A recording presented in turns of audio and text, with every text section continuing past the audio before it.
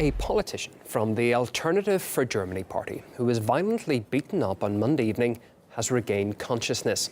He described for us the attack in the city of Bremen that sent shockwaves through the country's political sphere. I was at a New Year function organized by the Weather Courier newspaper. I left the party shortly before 6 and went to the car park to my car. I took a shortcut through an area I don't really like, and that was a mistake.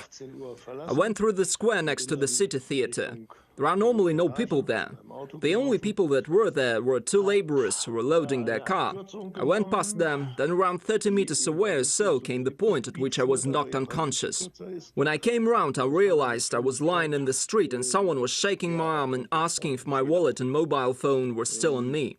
That person then propped me against a wall. Blood was running down my face. Someone called the police and ambulance. Well, fellow party members of Mr. Magnitz were quick to call the attack politically motivated, describing it as, quote, a dark day for democracy.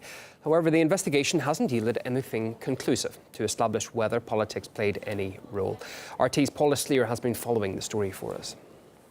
Well, the investigation is still ongoing. The incident itself happened on Monday evening in the northern German city of Bremen. And as you heard there, Mr. Frank Magnitz, 66-year-old politician from the far-right Alternative for Germany party, the AfD, had just exited a local theatre where he had attended a New Year celebration. He was making his way home when he was attacked by three unknown assailants. Now, those three men are still at large.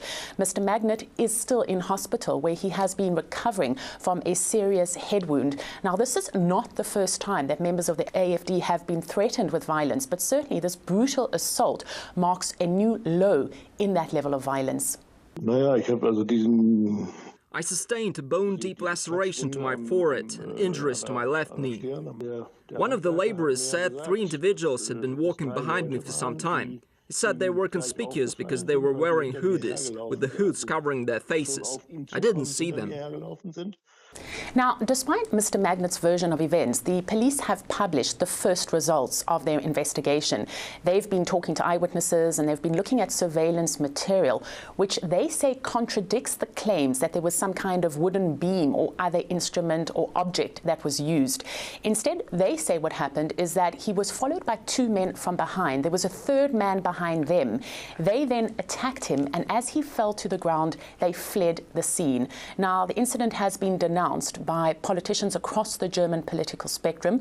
There's also been a statement that has been issued by the AfD parliamentary caucus, and they have called this an assassination attempt, saying that part of the blame must be borne by mainstream politicians and the media.